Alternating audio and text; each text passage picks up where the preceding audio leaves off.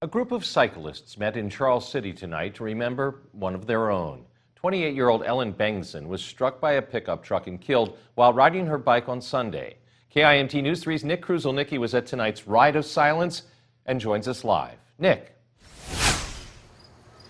George, about 90 people took part in the ride earlier this evening, and they gathered together to remember a good friend who was a very active member of the Charles City community.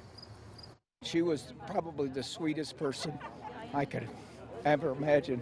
A lot of emotion tonight as the Bike Around Tuesday cycle group remembered avid cyclist Ellen Bengtson as a dear friend who quickly found her way into this group's collective heart. Her and I would go on some trail rides together, even though she didn't mind riding with Grandpa.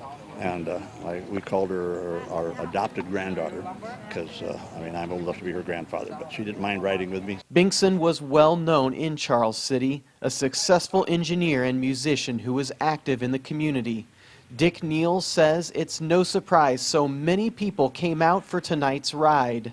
All the people that are here don't maybe come on a normal Tuesday night, but they are tonight for the Ride of Silence. And like I said, she's well known in the community and all the stuff she's involved in.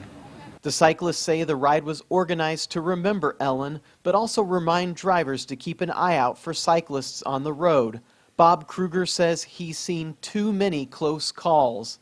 I've certainly noticed a lot in the last few years. People, first of all, obviously texting and also impatient. They come to a hill and they want to pass. Even though Ellen's life was cut short, her legacy in Charles City will clearly endure. We thank you for Ellen, and we thank you for her kindness that she showed in this community. She showed it in the orchestra, she showed it in the Rotary, she showed it in the people she met, and she showed it in church, and she showed that she loved you. Now, Bengtson certainly achieved a lot in her very short life. She attended Yale and Columbia universities before becoming an environmental engineer for the company Cambrex. Live in Mason City, Nick Kruzelnicki, KIMT News 3.